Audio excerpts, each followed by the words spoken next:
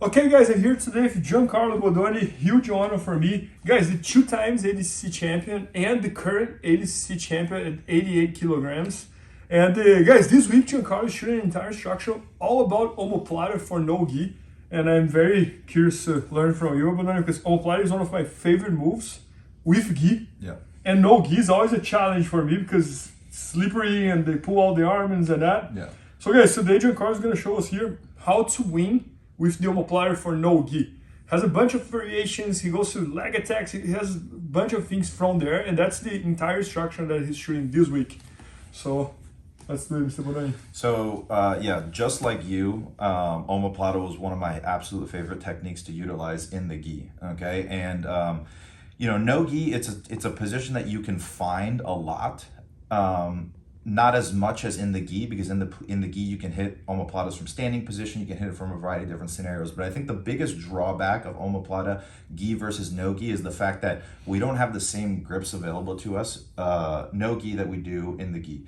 You can hold on to lapels, you can hold on the sleeve, you can hold on to pant grips, you can hold on to the drawstring, the back, the belt, etc. And so many different ways that you can slow down that position. And I mean, if you put somebody in an omoplata and you have the right grips with a gi on, you can spend a lot of time in that position and really take your time and work towards a submission or to something else. So the biggest thing is like, one, how do we actually make the correct adaptations to finish in omoplata, no gi? And then understanding that although the finishing percentage for omoplata is lower without the gi, there are ways that we can increase the finishing percentage, and you also have to change your kind of perspective on what winning from omoplata is, right? Does it necessarily mean finishing omoplata?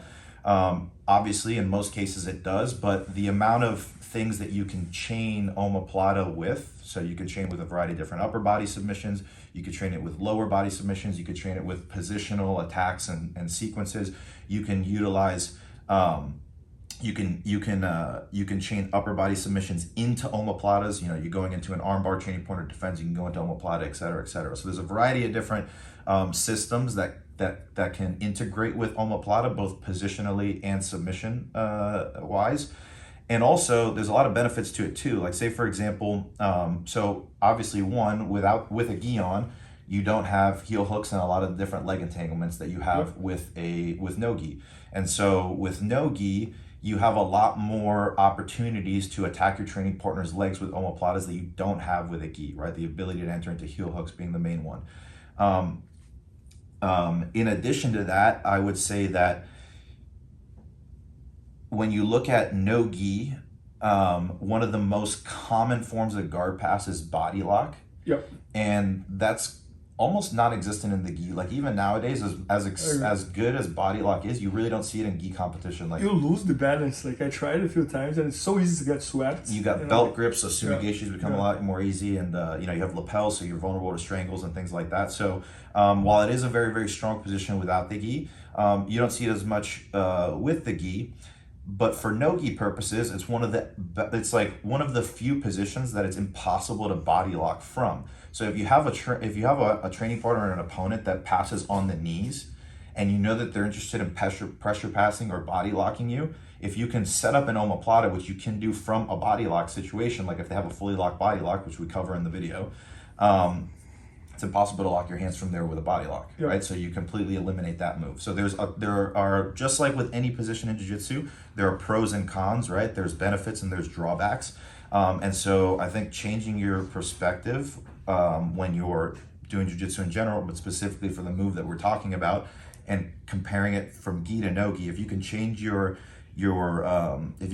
perspective of what it means to win from that position, we can absolutely increase our ability to submit from there. And there's very, very powerful omoplata finishes without a gi. But also we can understand what directions can we take, what can we chain with omoplata, how can we integrate different positions. So we'll just talk about like from the omoplata position specifically. So let's say I have your right arm in an omoplata. Right arm. Yeah, your right arm. Here we go. Do my good side. Yeah. So we go in and we go here. So first, let's talk about some of the common problems associated with omoplata in general, but specifically what makes them more difficult than the gi. Well, one, we don't have the grips. I can't hold on to my training partner's collar, can't hold on to his belt, can't hold on to their pants, okay, sleeves, etc.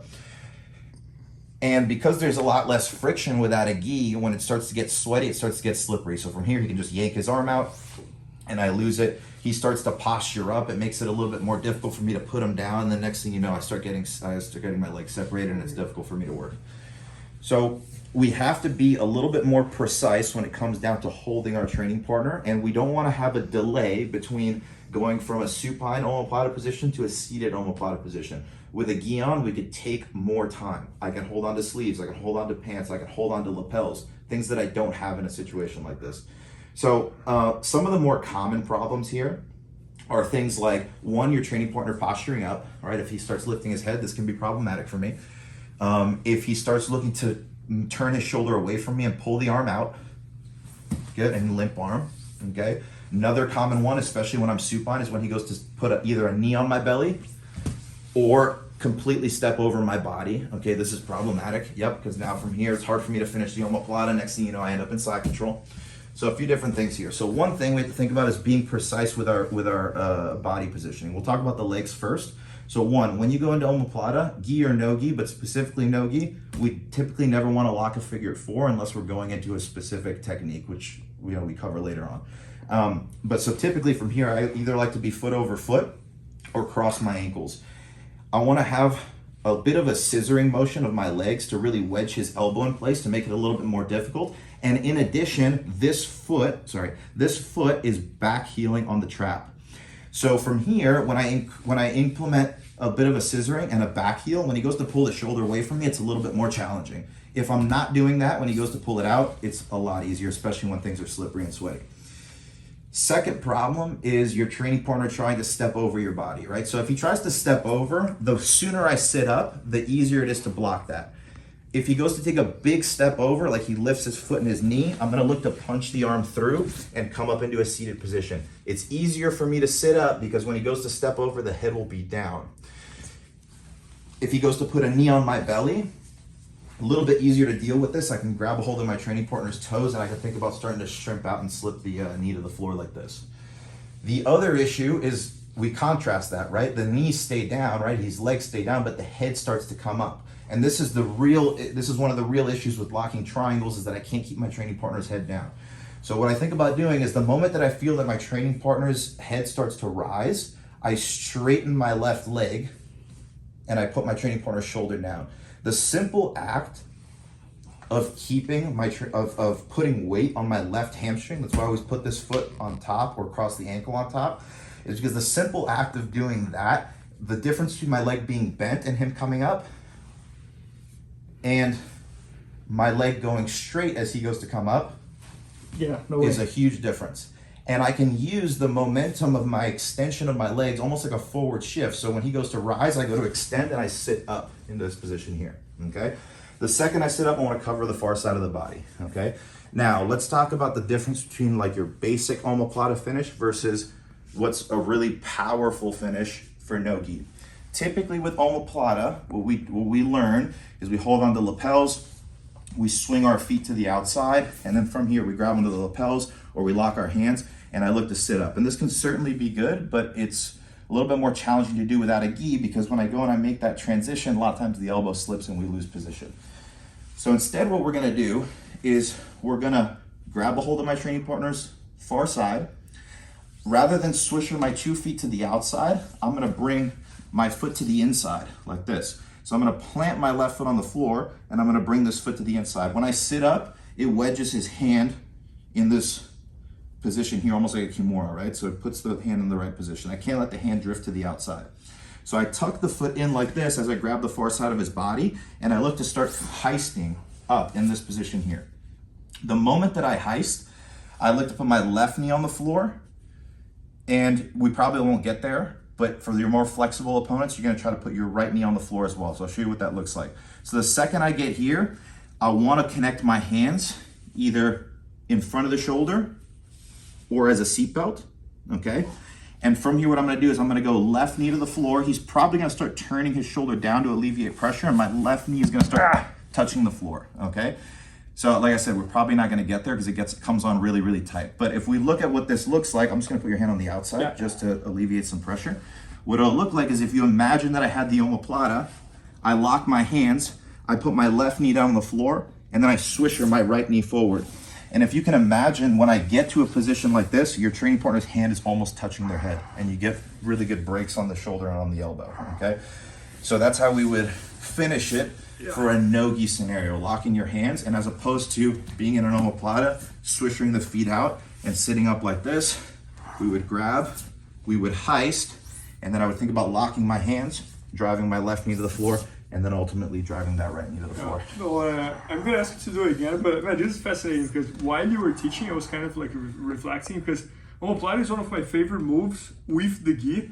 And one thing I noticed is that, for example, with the gi, in order for me to maintain the omoplata, I need a lot of like upper body and hands and arms moving. Like I control the belt, I control the pants, make sure that he cannot run, this and that. Versus no-gi is all about your legs. Yeah. Like the whole control of the omoplata comes from your legs. Yeah. It looks like, yeah, right? For sure, yeah. And the sooner I come to seated, the better it is, not just for finishing, but also for following up with the common defenses from that position. Because the more that I stay on my back, the more I have to go into like follow-up systems, right? Entering the legs and things like that. Because the more movement you create, the less control I'm gonna have, especially in a situation where I don't have the grips and there's a lot more slipperiness and less friction, right? Good. So, no, that's awesome. But one more time, because I want to pay more attention as well to the end, because I understood really well like the process in order to maintain myself there, but the finishing I want to see one more time. So again, there's a lot of different things that your training partner can do, okay? I mean, just to touch on, like, one thing that, and I think that this is something that gets overlooked, is that like you deal with a good body locker, like there's no way that he's gonna body lock you from the situation, right? But as soon as we get to the side here, a lot of times what we wanna do with a gi on is we wanna go square. And yes, there's times where I wanna do this without the gi, but if I can, the second that I throw the leg over, start looking to heist up, I'm gonna look to do this because it puts my legs in the perfect position to heist the way that we looked at just now. I grip my training partner's far side, count as lat / rib cage. And the second that I get here, I heist. I bring this knee down to the floor, and it's already putting a lot of pressure. Like he's gonna have to flatten just for me to even get close to finishing the move. Now I don't wanna stay here. I wanna lock my hands around my training partner's head and arm, or just the far arm. Okay, so I need to anchor myself to my partner's body. And then what I'm looking to do is go left knee to the floor, and then ultimately right knee goes right next to my left knee. So I go down, So most people just think about it as leaning forward. I wanna think about it as being here, touching the knee, and then bringing the other one forward, and it completely puts your arm as a that's awesome. Great position. That's really, really good. Yeah. So guys, Bodoni just filmed this entire instruction all about omoplata, no gi. Don't remember like many omoplata, no gi instructions that we have. So for sure, this is gonna be like the most updated and the best one. So make sure to check that out. It's gonna be at bjjfanatics.com, and maybe by the time you're watching, it's already there. So thank you, Bodoni. Thank you. Please help me out to grow my YouTube channel. Just click subscribe, and to watch more videos, just click under see more videos. I hope you enjoyed. bjjfanatics.com. Use the promo code YouTubeFaria to get 10% off any instructional video. Improve your jiu-jitsu faster.